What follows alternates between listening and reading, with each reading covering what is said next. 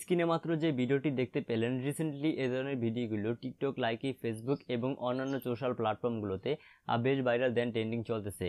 তো আজকের এই ভিডিওতে দেখাবো কিভাবে এই ধরনের স্ট্যাটাস ভিডিওগুলো মোবাইল দিয়ে তৈরি করতে হয়, A to Z সম্পূর্ণ প্রসেসগুলো।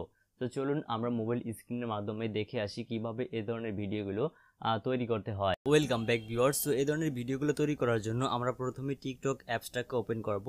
সো এখান থেকে আমি আমার মোবাইলে টিকটক অ্যাপসটাকে ওপেন করলাম। সো মোবাইলে টিকটক অ্যাপসটাকে ওপেন করার পর আমরা ঠিক এরকম অপশন দেখতে পাবো, অর্থাৎ এরকম ইন্টারফেস দেখতে পাবো।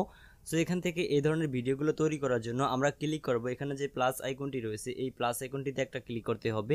অলরাইট, সো এখান থেকে আমি আমার প্লাস আইকনটিতে ক্লিক করলাম। দেন এখান থেকে আমরা ক্লিক করব। এখানে দেখতে পাচ্ছি টেমপ্লেট নামে একটি অপশন রয়েছে, এই অপশনটিতে একটা ক্লিক করতে হবে। অলরাইট, সো আমি টেমপ্লেটে ক্লিক করার পর এখানে বিভিন্ন ধরনের টেমপ্লেট চলে আসবে। সো এখানে যে টেমপ্লেটগুলো যেরকম থাকবে আপনি ঠিক সেরকমভাবে তৈরি করতে পারবেন।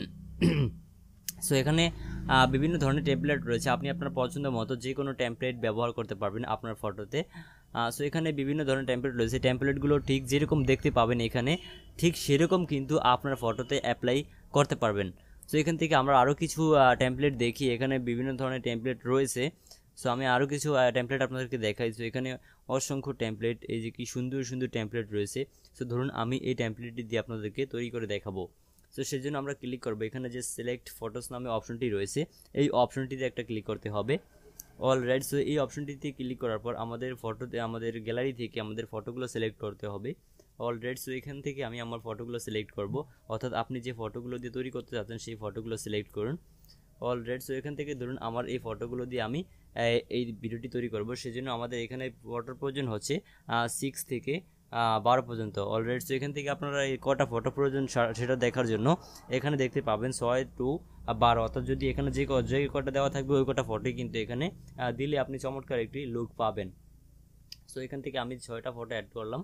আর দেন এখান থেকে জাস্ট আমরা ওকেতে একটা ক্লিক করবো। নিচনে দেখতে পাচ্ছি একটি ওকে বাটন রয়েছে, এই বাটনটিতে ক্লিক করতে হবে। অলরাইট, সো ওকেতে ক্লিক করার পর আমাদের এই প্রসেসিং ভিডিওস নামে একটি অপশন চলে নিয়ে আসবে। সো এখান থেকে দেখতে পাচ্ছি আমাদের ভিডিওটা অলরেডি প্রসেসিং করা কমপ্লিট। সো আর কিছু বাকি আছে, আমরা কিছুক্ষণ অপেক্ষা করি। নেট স্পিড ভালো হলে কিন্তু আমাদের প্রসেসিংটা খুব তাড়াতাড়ি হয়ে যাবে। যেমনটা আমরা দেখলাম যে আমাদের প্রসেসিংটা খুব তাড়াতাড়ি হয়ে গিয়েছে। সো দেখতে পাচ্ছি আমাদের টেমপ্লেটটি তৈরি হয়ে গিয়েছে, ঠিক যেভাবে ছিল সেভাবেই কিন্তু তৈরি হয়েছে।